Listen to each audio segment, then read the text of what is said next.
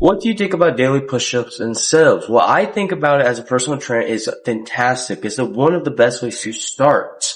Like if you're a beginner who's just going to the gym or who don't even have access to a gym membership, this is one of the best ways to start. Like I know I have a story time of, I talked to a convicted felon, and what he described, what he does is do some dips on the bed, push-ups on the floor, stuff like that. I mean, it's calisthenics in a nutshell, but it works so well.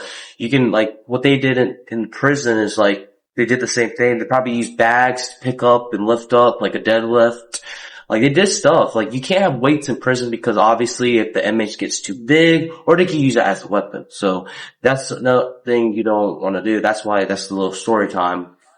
But yeah, I think it's a fantastic way to do some push-ups on the ground a little bit and do some body weight, do some pull-ups, sit-ups. But how would you fit your routine? It depends on the intensity, volume, and frequency. That's the three focus that we need to focus on. If the volume is too high, and it might impede your under list. So if you're doing bench press on Monday, but you're doing push-ups in, like, let's say 3 sets of 20 reps, then that might impede your bench press strength on that day because you're doing too much. Frequency, of course, if you do push-ups like 7 times throughout the week, then yeah, that can be a negative. And then also the intensity, if it's like an RPE of 8 or 10, like very hard, intense, then that could be also negative and impede your lifts and actually just try to make you recover, not adapt. You need adaptation to actually build muscle, not recovery. Well, that's not necessarily. You want adaptation. You want to progress. You're not trying to heal. That's what I'm trying to say. So this is the best way. You have to find that medium. I would say probably do some push-ups throughout the day, probably like 1 set or 2, get off the ground, probably 10 reps, do some pull-ups, and that's it. Do another 3 sets later, depending on the muscle group. You're not trying to fry your nervous system. You're trying to get that blood flow to that tissue. And find the right dose. We just talked about it. You just have to find that right dose for you. I mean, for me, I could probably do 3 sets of push-ups right now for 10 or 5. I would say probably let's say just 8. So, 8, do my bench press later and then do it again. And that's my dose. And you're not trying to do too much. You're just trying to like focusing on the movement, and that we back into that pretty shortly. Pretty much practice the movement. I mean, this is another story time I have, just practicing the movement. Like I know when I was trying to get better at boxing or martial arts, I practice every day during a 1, 2, 1, 2, 1, 2. Just practice, repetition. And the way that you want to do it is just act like you're doing some repetitions. Just practice the movement. Push-ups, you're doing push-ups or dips. Practice the movement. You're not trying to burn yourself out unless that's your workout. But even then, that's a whole different subject. You're not trying to overdo it, because if you overdo it, like I said, you're not going to adapt and you're just going to degress. And that's not a good thing. You want to try to build muscle. You're trying to get stronger at least, right? So you're trying to focus on the right dose, focusing on just practicing the movement. And another thing I want to talk about is strength training I'm advocating for strength training, the compound lifts, bench, squat, and deadlift, this is very important fundamentals of human life. Squatting is squatting, benching is benching, pushing something away, and deadlifting is a hip hinge. And you want to focus on those movements to get strong. You're not going to get big and bulky, but it's going to be a good way to build more muscle mass in the long term. Yes, I'm not saying calisthenics or push-ups on the ground is a negative. It's really amazing, especially starting off, even for advanced. But at the same time, I still advocate because I'm a strength training coach. But at the same time, I'm telling you, do both if you want to. If I have a client who has not a lot of problems with form and stuff, I'm going to tell that client to go ahead and do it, because it's promoting health benefits. It's promoting health in general. I'd rather just see them doing push-ups on the ground than seeing them doing hours of cardio. At least the stimulus is going something that's good versus something that's just burning. And when you catabolic, you're burning a lot of muscle mass. You don't want to do that for health reasons and also assurance too.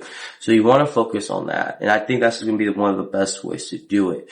But you have to advocate for intensity. You have to advocate for volume. You have to advocate for frequency. But it's a good way to just have a little burnout, practicing the movement. And if you can't do a pull-up, like say you can only do 3, do a assisted pull-up, or practice the movement. Do one throughout the day. So every hour, do one. Not every hour. Every 2 hours, do 1 pull-up or 3 pull-ups, here and there. Practice, repetition.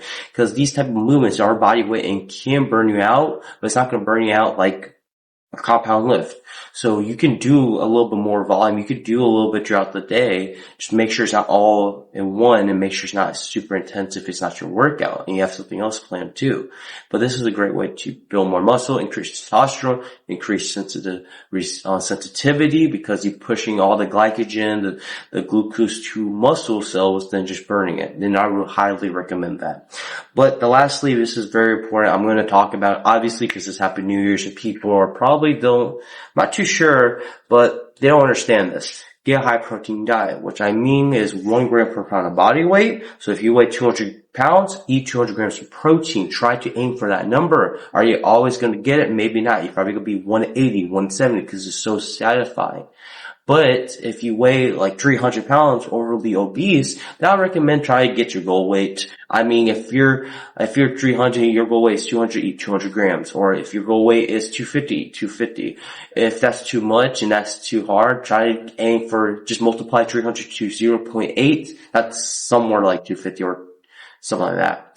But just eat more protein, and I would recommend highly to track it because it proves accountability, it shows more information, and if that happens, you can't lie to yourself like, this is, 40 grams of protein, but in reality, 2 eggs is like 12 grams of protein, That's how simple it is, but people get like confused, This peanut butter is 6 grams of proteins, but the peanut butter is 200 calories. It's not a good protein ratio. You get the point? So you've got to be accurate with what you're eating. And I'm not advocating for a tracking lifestyle. I don't think that's sustainable. And after I'm done with this cut for Destiny Fitness, then I'm not tracking.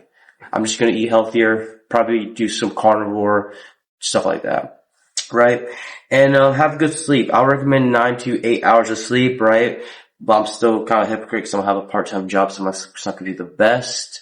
But for people who have, going to school, stuff like that, who has a 9 to 5 and don't have a school to really kill his hours, then you got no excuse. I mean, just try your best. I would add an extra hour atop of your sleep schedule. So if you sleep for 8 hours, and sleeping is not laying in bed, closing your eyes, actually sleeping, not waking up during the middle of the night to pee, nothing.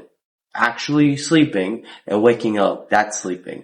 And people got a misconception about that. So I just want to point that out. But my point is, add an extra 30 minutes before you go to sleep. So if you're going to sleep to 8 and wake up at 4, I recommend sleeping at 7:30 or 7. That's very early to some people, but I mean, it works because you got room. So if you do wake up to pee, or you got room if you do wake up in general, or you got room if it takes you 30 minutes to actually fall asleep without technology, then, I mean, you got room, you got blunt, you got something to catch you, and then you get better sleep. So I recommend for that. So I would say 9 hours of sleep.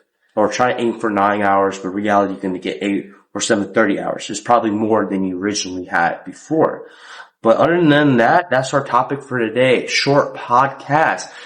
Really, I'm kind of confused what is really a podcast, because a podcast is typically 30 minutes to an hour, a good one at least. But since I'm by myself and I'm trying to get quick and easy information, I might list this as quick videos on my playlist and podcasts. Because I want to count this as a podcast, honestly, because, I just want to count it as a podcast. But I'm not too sure. That's a good point. But anyways, if this video was helpful, or if you have any suggestions, comment below, please. I mean, I just make video suggestions. I just look through YouTube and try to get recommend inspiration, especially from Mind Pump. I highly recommend them. Best fitness podcast in the world. And they have short clips as well. But my point is just give me some suggestions down below so I could have a video topic, or we could discuss on my Facebook group that you could be invited to. But I do free consultations down below. This is episode 48 of the podcast. Do you think this is great advice? Do you think to do daily push-ups and sit-ups? Comment below. Goodbye.